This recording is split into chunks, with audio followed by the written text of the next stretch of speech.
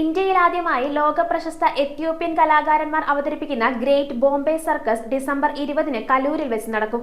Great Bombay സർക്കസിന്റെ ഉദ്ഘാടനവുമായി ബന്ധപ്പെട്ടിട്ടാണ് നമ്മൾ ഈ പത്രസമ്മേളനം നടത്തുന്നത്. എന്നോടൊപ്പം സർക്കസിലെ 3 കലാകാരികളാണുള്ളത്. ഒന്ന് ലിസ, നേപ്പാൾ സ്വദേശിനി.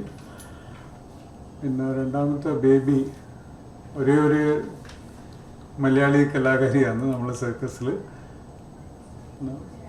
ഗുജറാത്ത് ആശ, ഗുജറാത്തിൽ നിന്നുള്ള കലാകാരി. ഈ സർക്കസ് ഇവിടെ വന്നിട്ട് ഒരു 25 വർഷമായി. ഗ്രേറ്റ് ബോംബെ സർക്കസ് പൊതുവെ ഗ്രേറ്റ് ബോംബെ സർക്കസ് നോർത്തിലും പിന്നെ പല അങ്ങോട്ടുള്ള നോർത്ത് ഇന്ത്യയിലും പിന്നെ വെസ്റ്റേൺ ഇന്ത്യയിലും ആ സ്ഥലങ്ങളിലാണ് പൊതുവെ നമ്മൾ പ്രദർശനം നടത്തിക്കൊണ്ടിരുന്നത്. കാരണം ഇതിനു മുമ്പ് കുറച്ചു കാലം ഹൈദരാബാദിലുണ്ടായിരുന്നു, പിന്നെ അത് കഴിഞ്ഞ് ഇവർ ഡൽഹിയിലുണ്ടായിരുന്നു. ഇവിടെ വന്നിട്ട് കുറച്ച് കാലമായി. എറണാകുളത്ത് പിന്നെ ശരിക്കും 25 കൊല്ലം തന്നെയായി ഇവിടെ വന്നിട്ട്. ഓഫ്കോഴ്സ് കോവിഡ് കഴിഞ്ഞിട്ട് നമുക്ക് ഒരു 2 കൊല്ലത്തേക്ക് സർക്കസ് മൊത്തമായി നിന്നിരുന്നു. പിന്നെ അത് കഴിഞ്ഞിട്ട് ഇപ്പം നമ്മൾ കുറച്ച് മോശമില്ലാത്ത റെസ്പോൺസ് കിട്ടിക്കൊണ്ടിരിക്കുന്നത്. എറണാകുളത്ത് പിന്നെ വലിയൊരു എന്താ പറയുക മെട്രോ സിറ്റി ആയതുകൊണ്ട് അതിൻ്റെതായ പ്ലസ്സും മൈനസും ഉണ്ടല്ലോ. എന്നുവെച്ചാൽ മെട്രോ സിറ്റീസിൽ ചില സ്ഥലത്ത് നമുക്ക് വളരെ നല്ല റെസ്പോൺസ് കിട്ടിയിട്ടുണ്ട്. ഫോർ എക്സാമ്പിൾ ട്രിവാൻഡ്രത്ത് കളിച്ചെടുത്ത് നല്ല റെസ്പോൺസ് ആയിരുന്നു. ഈ സർക്കസ് ഹൈദരാബാദ് കളിച്ച സമയത്ത് എല്ലാം ഹൗസ്ഫുള്ളായിട്ട് ഷോ പോയിട്ടുണ്ട് കണ്ടിന്യൂസ് ആയിട്ട്. അപ്പം അത് ഓരോ സ്ഥലങ്ങളെ ഇതുമാണ്. പിന്നെ എനിക്ക് തോന്നുന്നു കുറച്ച് ഗ്യാപ്പിൻ്റെ ഒരു വ്യത്യാസമുണ്ട്. എന്ന് വെച്ചാൽ കുറച്ച് കാലമായിട്ട് സർക്കസ് വരാത്തൊരു സാഹചര്യം വരുമ്പം കുട്ടികളുടെ നിർബന്ധം കൊണ്ട് അച്ഛനമ്മമാർ കുട്ടികളെ സർക്കസിലേക്ക് കൊണ്ടുവരാറുണ്ട്. ഞാൻ നേരത്തെ പറഞ്ഞ പോലെ ഇവിടെ നമുക്ക് കലാകാരന്മാരൊരു വലിയൊരു ഷോർട്ടേജ് തന്നെ ഉണ്ട്. എന്ന് വെച്ചാൽ ഇപ്പം സർക്കസിൽ കലാകാരന്മാരെ കിട്ടാനില്ല. എന്നുവെച്ചാൽ ഒരു കാലത്ത് നമ്മൾ സർക്കസിൻ്റെ ഈറ്റിൽ എന്ന് പറഞ്ഞത് തലശ്ശേരി ആയിരുന്നല്ലോ സർക്കസിൻ്റെ ഒരു മെയിൻ സെൻറ്റർ. എന്ന് വെച്ചാൽ സർക്കസ് തുടങ്ങിയ സ്ഥലമല്ല, സർക്കസിൻ്റെ ഒരു കേന്ദ്രം. എന്ന് വെച്ചാൽ സർക്കസിലെ കലാകാരന്മാർ ഒരു ഹെഡ് ക്വാർട്ടേഴ്സ് തന്നെ പറയാം. കാരണം ഒരു കാലഘട്ടത്തിൽ ഏത് കലാകാരനമായാലും എത്ര നല്ല കലാകാരന്മാരും അത് തലശ്ശേരിക്കാരനെന്ന് പറയുന്നത്. എന്ന് വെച്ചാൽ അത്രയും നല്ല അക്രോബാറ്റിക് സ്കില്ലും അത്രയും നല്ല ജിംനാസ്റ്റിക് ടാലൻറ്റ് ഉള്ള കലാകാരന്മാർ തലശ്ശേരിയിലായിരുന്നു. ലോക പ്രശസ്തി നേടിയ കണ്ണൻ ബൊമ്പായോ അങ്ങനത്തെ പല ആർട്ടിസ്റ്റും തലശ്ശേരിക്കാരായിരുന്നു. അപ്പം ഈ ഒരു കാലഘട്ടത്തിൽ നിന്ന് ഇപ്പോൾ ഉള്ള സിറ്റുവേഷൻ എന്ന് വെച്ചാൽ നമുക്ക് തലശ്ശേരിയിൽ നിന്ന് കലാകാരന്മാരില്ല. ഇപ്പം കഴിഞ്ഞ ക്യാമ്പിലും ഇതിന് മുമ്പിലത്തെ ക്യാമ്പിലൊക്കെ മാധ്യമരംഗത്ത് ഒരു കാര്യമായ സ്റ്റോറി ഈ കുട്ടിയായിരുന്നു, ബേബി. തലശ്ശേരിയിൽ കേരളത്തിലെ മലയാളിയായ ഒരേ ഒരു കലാകാരി എന്ന് പറഞ്ഞിട്ടുള്ളൊരു സ്റ്റോറി. കാരണം കലാകാരില്ല ഇപ്പം. അപ്പം നമുക്കിപ്പം ഇത്യോപ്യൻ ആർട്ടിസ്റ്റാണ് ഒരു മേജർ കൺട്രിബ്യൂഷൻ. എന്ന് വെച്ചാൽ നമുക്കിപ്പോൾ ഒരു 10-12 ഇത്യോപ്യൻ ആർട്ടിസ്റ്റ് ഉണ്ട്.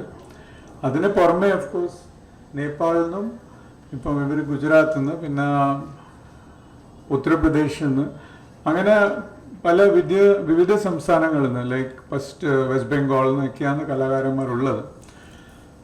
അപ്പം ഈ ഒരു കാലഘട്ടം എന്ന് പറയുന്നത് സർക്കസിന് ഒരുപാട് വെല്ലുവിളി നേടുന്ന കാലഘട്ടമാണ്. എന്നുവെച്ചാൽ ഇപ്പം നമുക്ക് വന്യമൃഗങ്ങളില്ല, പിന്നെ കുട്ടികളെ ട്രെയിൻ ചെയ്യാൻ പാടില്ല. അപ്പം അങ്ങനത്തെ കുറേ ലിമിറ്റേഷൻസ് ഉള്ളത് കൊണ്ട് സർക്കസിന് മുന്നോട്ട് പോകാൻ ഒരുപാട് പ്രതിസന്ധികളുണ്ട്. അപ്പോൾ അതൊക്കെ നേരിട്ട് നല്ലൊരു പ്രകടനം കാഴ്ചവെക്കുക എന്ന് പറയുന്നത് ഒരു വലിയൊരു സാഹസം തന്നെയാണ്.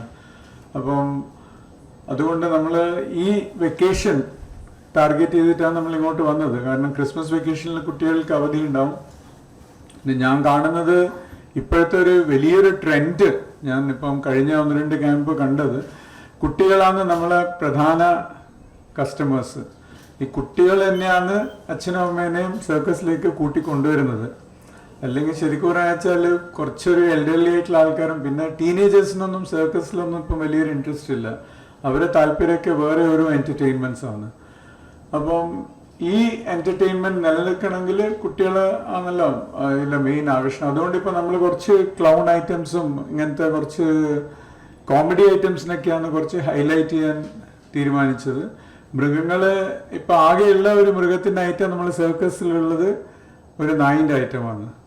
കാരണം പണ്ടൊക്കെ എന്ന് പറഞ്ഞാല് എനിക്ക് ഓർമ്മയുണ്ട്, ഇതിന്റെ പ്രൊമോഷൻ ഞാൻ തുടക്കം ചെയ്ത സമയത്ത് നമുക്ക് ഒരേ ഒരു സംഭവം മതി, ഒരു ഐറ്റം എന്ന് വെച്ചാൽ ആ ബ്ലാക്ക് ടൈഗർ, ആ കറുത്ത പുലി ഈ വയറിന്റെ മുകളിലോട്ട് നടന്ന് വരുന്ന ഒരു ഐറ്റം, അതിന്റെ ഒരു പോസ്റ്റർ, അത് കാണാൻ മാത്രം ജനങ്ങൾ വരും. പിന്നെ ഓഫ് കോഴ്സ് സിംഹങ്ങൾ ഉണ്ടായിരുന്നു, ആന ഉണ്ടായിരുന്നു, പല വന്യമൃഗങ്ങൾ ഉണ്ടായിരുന്നു. കാരണം അന്ന് ഈ മ്യൂസിയമും സൂസ് ഒന്നും ഇല്ലാത്ത ഒരു കാലഘട്ടമാണ്. അപ്പോൾ സർക്കസ് കാണാൻ കുട്ടികൾ ആകർഷിച്ചത് വന്യമൃഗങ്ങളാണ്.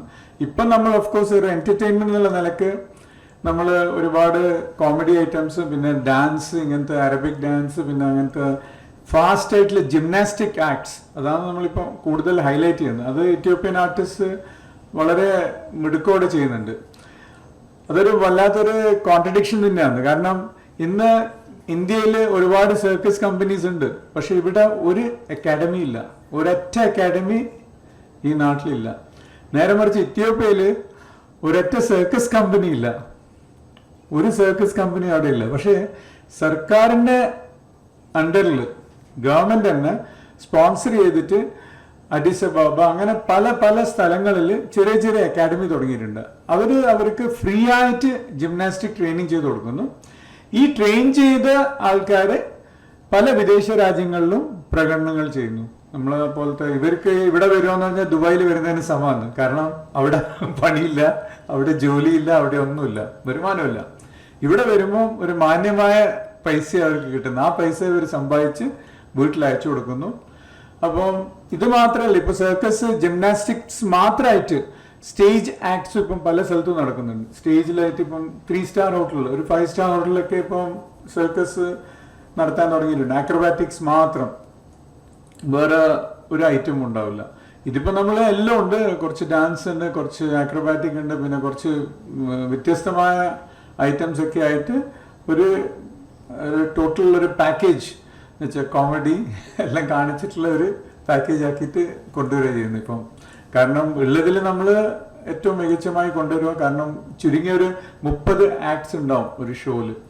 ഒരു ഷോ എന്ന് പറഞ്ഞാൽ ചുരുങ്ങിയത് 2 മണിക്കൂറിലെ പെർഫോമൻസ് ആണ്. പൊതുവെയുള്ള ഷോ 1 മണി, 4 മണി, 7 മണി. ഇതിപ്പോ ഇനോഗ്രേഷൻ നടക്കുന്നത് നമ്മൾ ഈ ശനിയാഴ്ച വൈകുന്നേരം 7 മണിക്കാണ്. വൈകുന്നേരം 7 മണിക്കാണ് ഇനോഗ്രേഷൻ.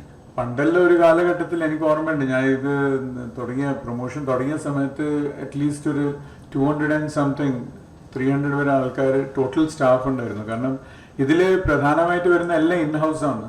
ഇപ്പൊ ലേബർ, ഇത് സെറ്റപ്പ് ചെയ്യുന്ന ലേബറേഴ്സ് ഇൻഹൗസ് തന്നെയാണ്, പുറമേ നാളെ വിളിച്ചിട്ടല്ല ചെയ്യുന്നത്. പിന്നെ അങ്ങനത്തെ പല ഐറ്റംസും ഒക്കെ അങ്ങനെയാണല്ലോ ചെയ്യുന്നത്. ഈ ഭക്ഷണം ഉള്ളിൽ നിന്നാണ്, അപ്പോൾ അതിൻ്റെ കുക്കിംഗ് ഒക്കെ ഉള്ളിലാണ്.